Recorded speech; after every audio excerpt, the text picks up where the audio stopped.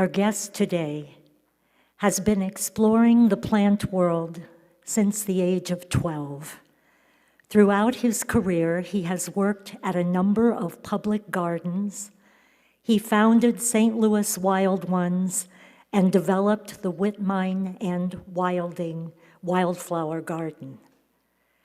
Then, with his retirement, he developed Cacalia Design and Wilding, a consulting and design service dedicated to promoting the natural world through native plants and natural landscaping.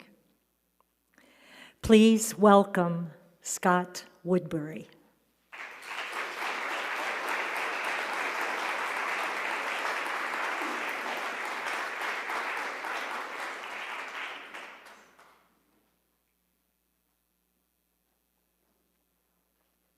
Thanks for that nice introduction.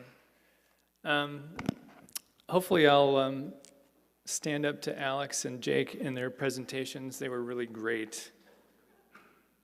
I can't imagine being that age and standing up in front of everybody and getting it so well, so concise. That was really amazing. I want to point out a couple things. One is that Wild Ones has some materials on the table back here. If any of you have not been involved with Wild Ones and would like to, I'm going to talk about Wild Ones. You can get some information back there. There's also an article that talks about a Wild Ones member, and I'm going to be talking about that Wild Ones member in my presentation. So I also want to mention that there's a tour, a garden tour that's happening on May 21st. Did I get that date right? Which is 4 weeks from today, and they're going to be gardens in U City, and they're going to be all native gardens, and that's really exciting. I think the best way to learn about gardening is to see somebody else in action, to see their garden, to see what they're doing, to be able to ask them questions, to have a conversation. And that's what Wild Ones is all about, and it's a really important organization, I think, that that you all would enjoy if you have any interest in gardening. This presentation is a story. It's a story about one garden, for the most part. It's a story about one neighborhood. It's a story that lasts a few decades. And it's a story that I hope will carry us forward for several more. I've been gardening since I was 12 years old. Thanks for pointing that out. I used to rake leaves. The story that I'm going to tell today has a lot to do with what I have in my hand right here. So I'm going to take this and pass it on to somebody. And if you want to pass it around and while I'm talking and take a look at this thing, at the end of my presentation, I'm going to talk about what this is. Not the plastic box. It's what's inside the box.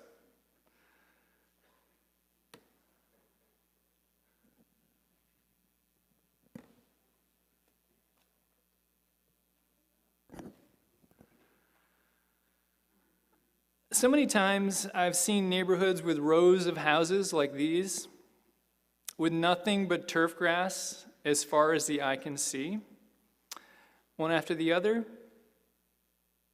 and one house repeating the other, mimicking the other down the street.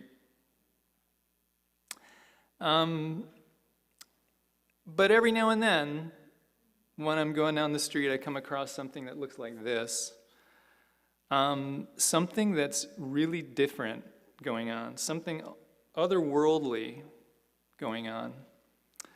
A lone oasis gleaming with the vibrance of life. A garden full of native plants and people. And it reminds me of a note card that I saw once that I haven't seen for a long time. I'd love to get another copy of it. Where there's this young person standing on the beach, and and they are chucking starfish back into the ocean. And there's millions of starfish covering the beach. And an adult walks by and says, "What are you doing? How can you possibly make a difference? There's so many starfish." And that young person, in mid-toss, looks over and says, "I made a difference for that one." And so I think of gardens as being like that, native gardens in particular, especially 30 years ago. 30 years ago, there was great potential. Today, there's great potential to change our gardening practices, to use more native plants. But 30 years ago, there weren't many people doing it. And the people that were doing it were kind of out there, and they were doing something that was totally against the grain. I think that those of you who are doing it now are probably still totally against the grain, although the grain is kind of moving in our favor more and more every year. But on the one hand, it's still an uphill battle. On the one hand, there are 400,000 households in St. Louis County. The MSD, Project Clear, and Deer Creek Watershed rainscaping programs have given out 500 grants so far to date. And there are 399,500 houses left to go. So, I mean, we have a long way to go. And so gardening with native plants, doing this style of gardening is something that I hope will be here for many generations, because it's going to take many generations to really turn this ship around. So, but we have come a long way. There have been so many noticeable differences. I've seen so much progress in 30 years. There have been lots of individuals who've made a difference. Some of you are sitting in this room. There have been a lot of organizations that have led the way toward making this difference a reality. Blanton and Peg Whitmire gave us the Whitmire Wildflower Garden. Grow Native is educating homeowners. They have programs and seminars on their website. They have plant sales all across the state. They're leading the way to promoting more native plants and native landscapes. The St. Louis chapter of Wild Ones is 300 members strong. It's the largest chapter in the nation. Yay, Wild Ones.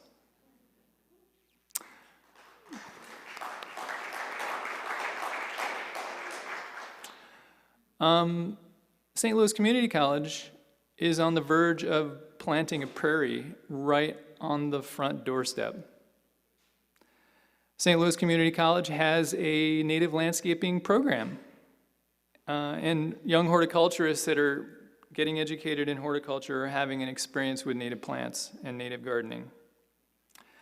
But who am I to talk about all of the progress that is happening right now as if it was brand new, as if this is the first time this has ever happened?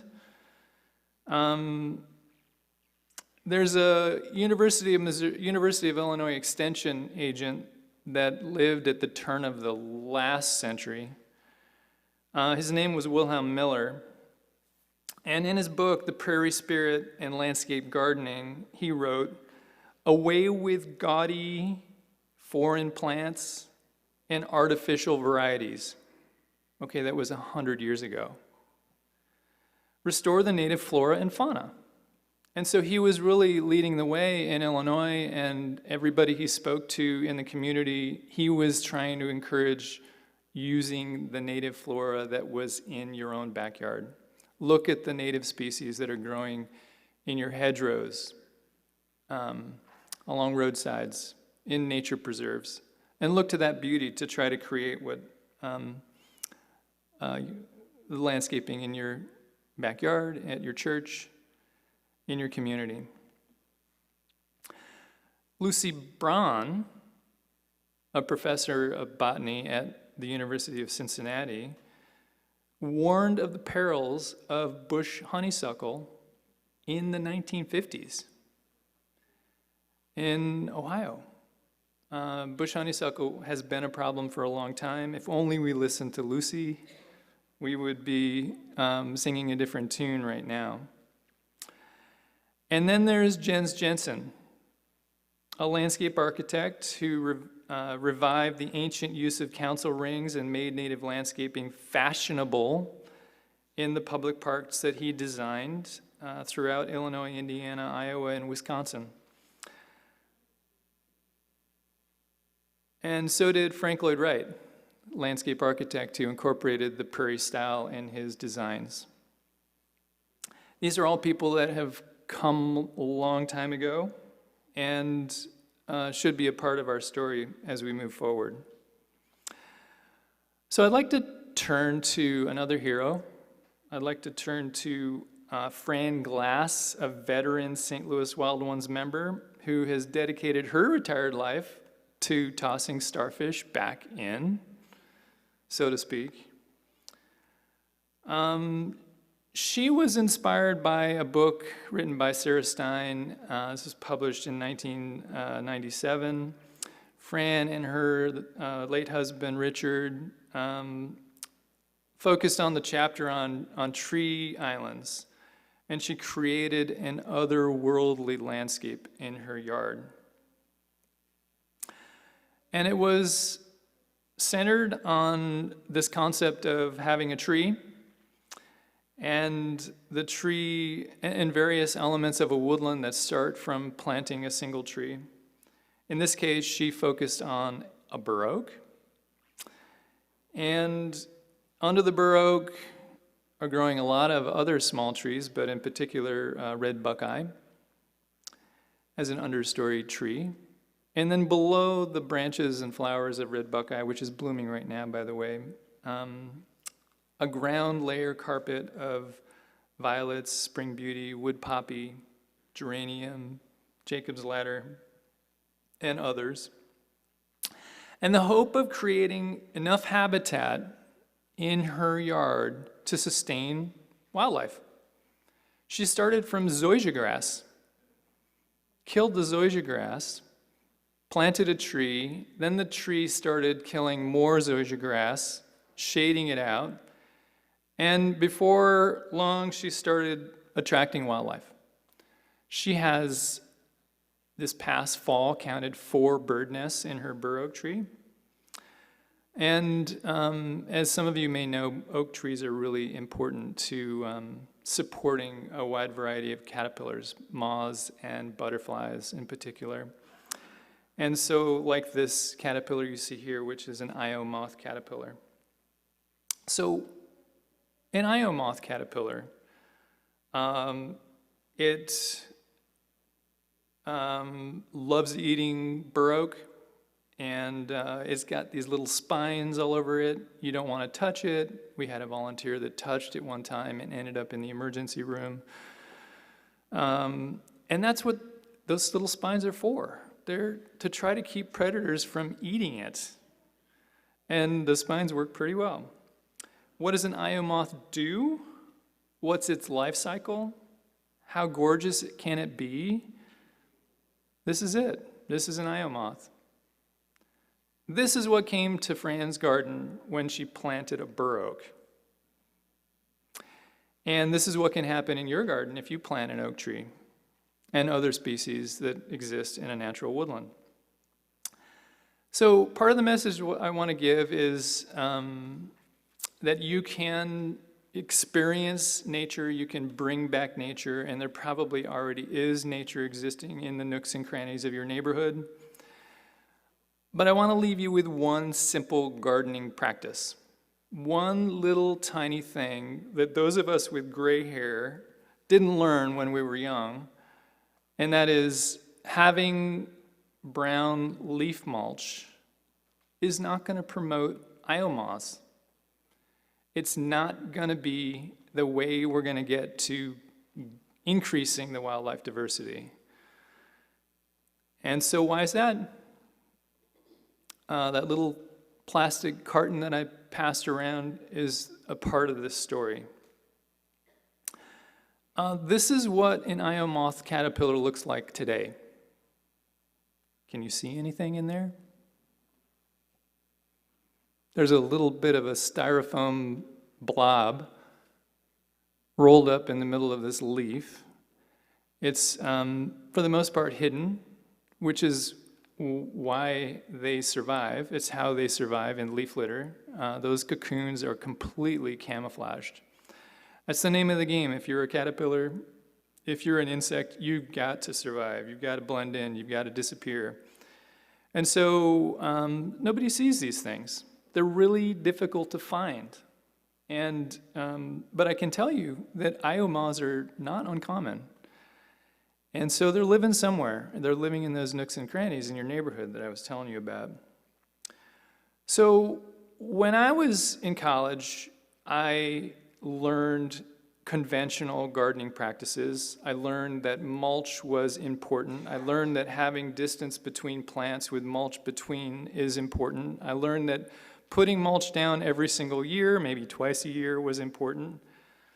But what I didn't learn, I had no idea at the time, was when I raked up the natural leaves, I'm also raking up Io moth caterpillars, cocoons. And so it's taken me a lot of therapy, lots of conversations with other gardeners, and wild ones to give me the confidence to stand up here and say that this is the way our garden should look.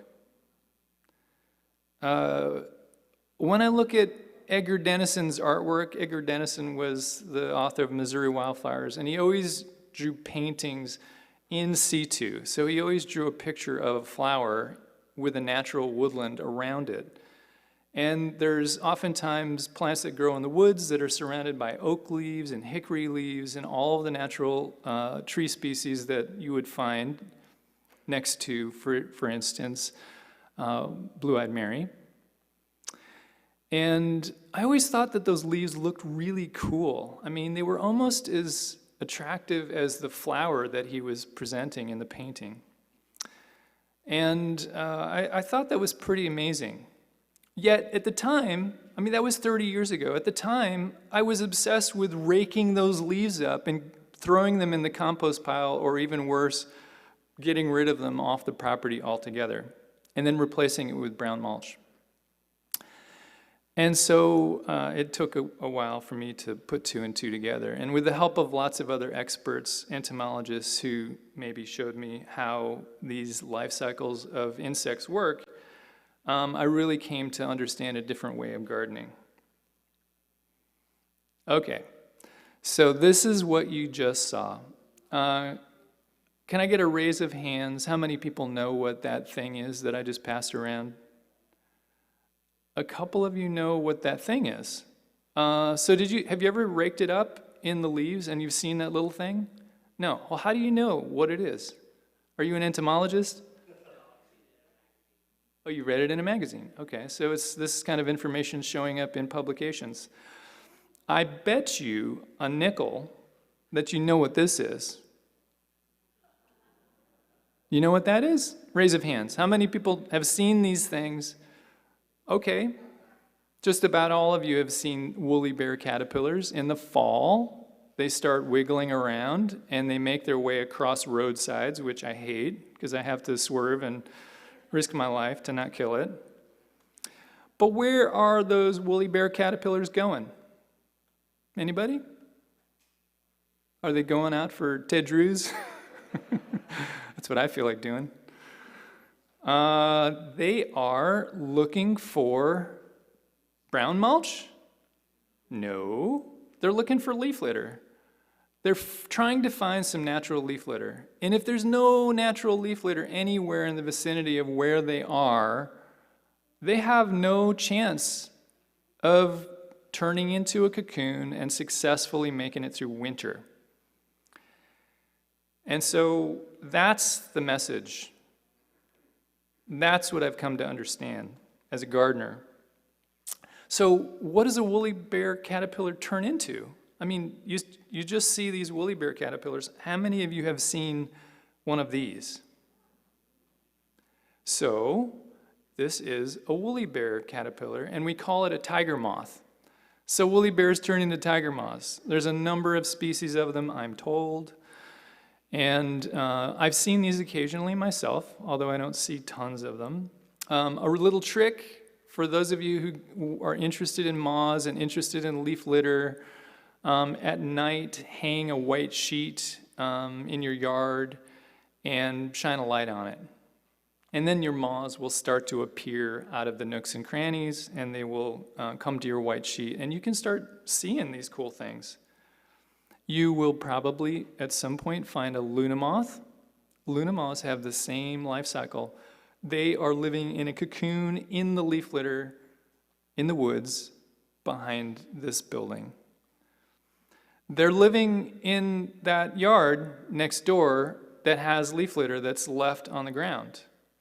But they're not living in a bed that's mulched completely and regularly year after year.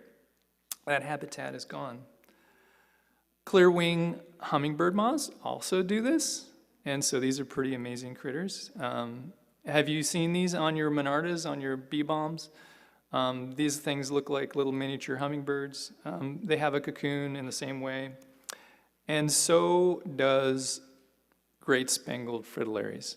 But great spangled fritillaries overwinter as a caterpillar in the leaf litter. Try to imagine that.